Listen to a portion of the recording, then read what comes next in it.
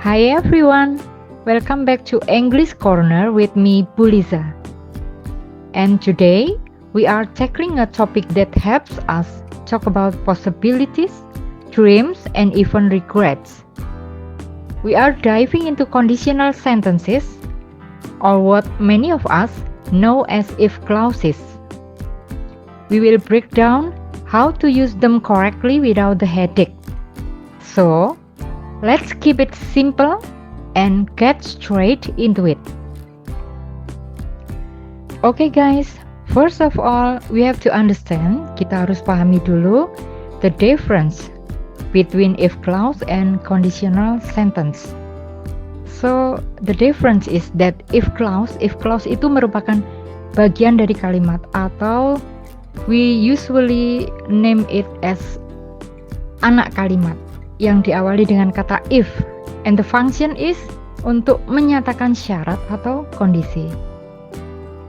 On the other hand, conditional sentence itu merupakan satu kalimat utuh yang consist of if clause and main clause atau induk kalimat.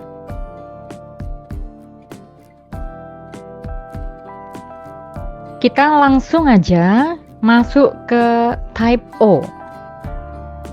Banyak sekali di internet dijelaskan tentang type O, di mana type O ini menjelaskan tentang fakta umum, kebenaran ilmiah atau rutinitas yang hasilnya tuh selalu pasti.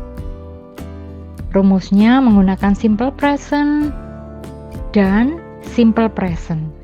Ini contohnya, ini boleh saya kasih di bawah. If the light is red, you stop. Nah, ini realitanya memang jika lampunya merah, kamu berhenti gitu ya.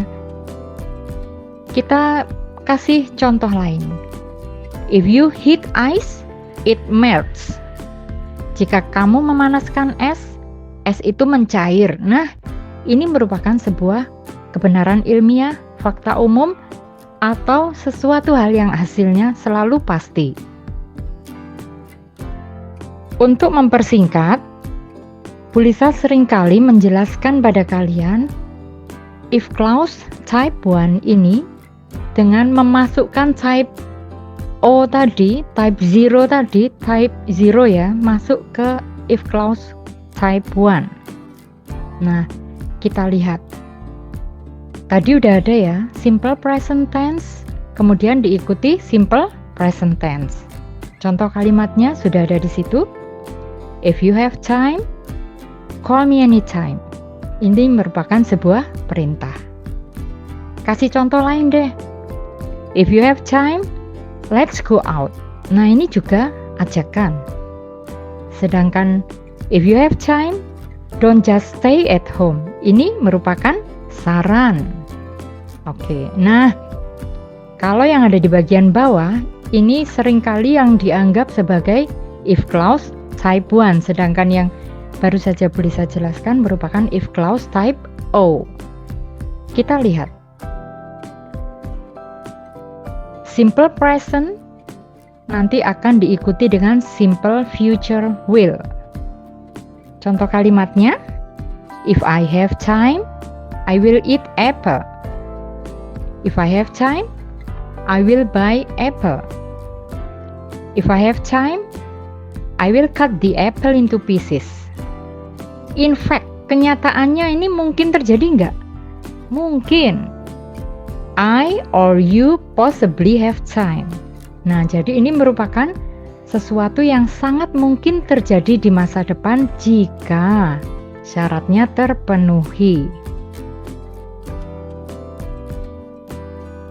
Selanjutnya merupakan if clause type 2. Diawali dengan simple past tense, kemudian diikuti dengan would yang diikuti oleh verb want. Kita lihat contoh. If I had time, had. Had ini merupakan bentuk kedua dari have, sehingga dia masuk ke ranah simple past tense.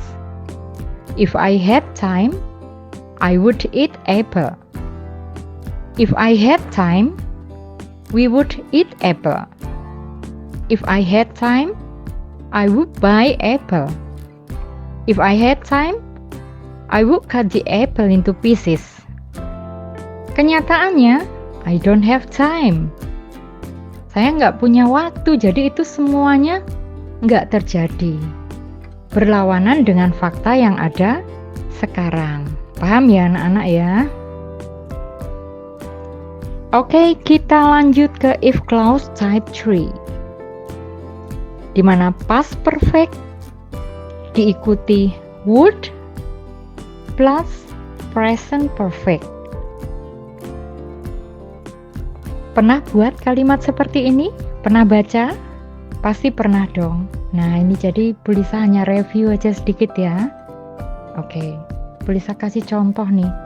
If I had time, subjek I diikuti had ditambah kata kerja bentuk ketiga dari have, yaitu had gitu ya. If I had time.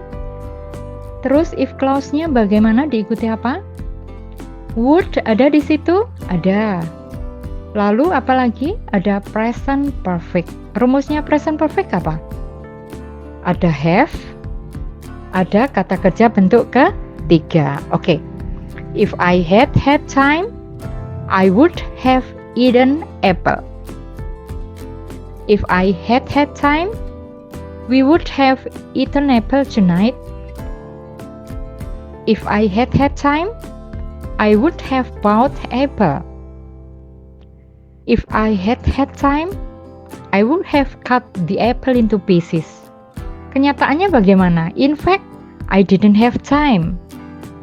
Pas itu, saat itu saya nggak ada waktu, jadi semuanya tidak terwujud itu tadi. Nah, jadi di sini digunakan if clause type 3 untuk menyatakan penyesalan atau pengandaian tentang masa lalu. Next, Bu Lisa akan simpulkan tentang type 1, type 2, and type 3. Untuk type 0-nya, type O-nya Bu Lisa skip ya tadi ya, karena itu merupakan sebuah kebenaran umum. Kita lanjut ke type 1. Type 1, di mana simple present diikuti will plus verb 1. If you study hard, ini sudah Bu Lisa kasih warna yang sama ya, antara simple present dengan study ya. Oke. Kemudian efeknya apa akibatnya? You will pass the exam. Jika kamu giat belajar giat, kamu akan lulus ujian. Kita lanjut ke type 2.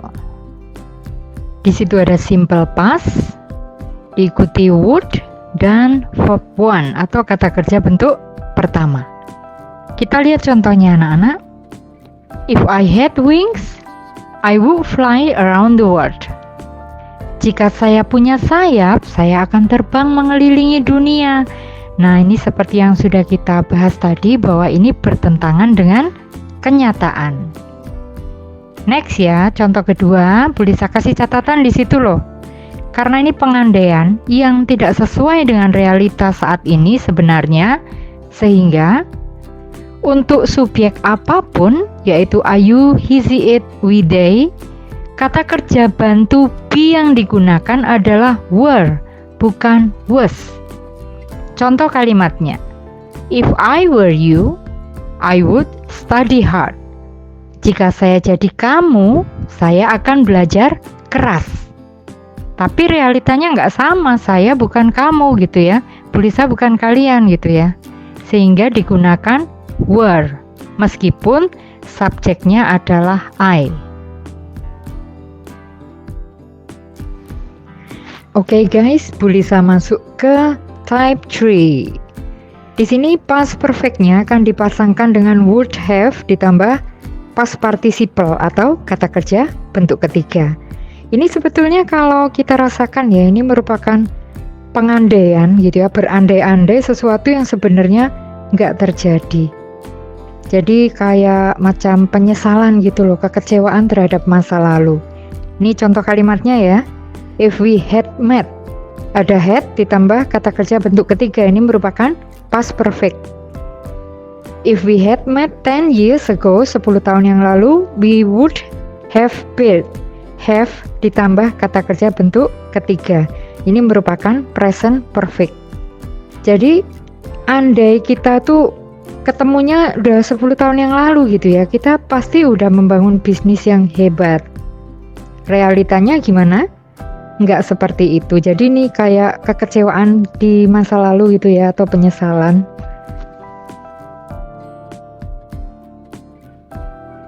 Practice time. Semangat berlatih anak-anak.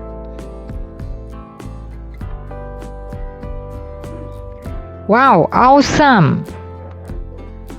Kalian hebat sekali.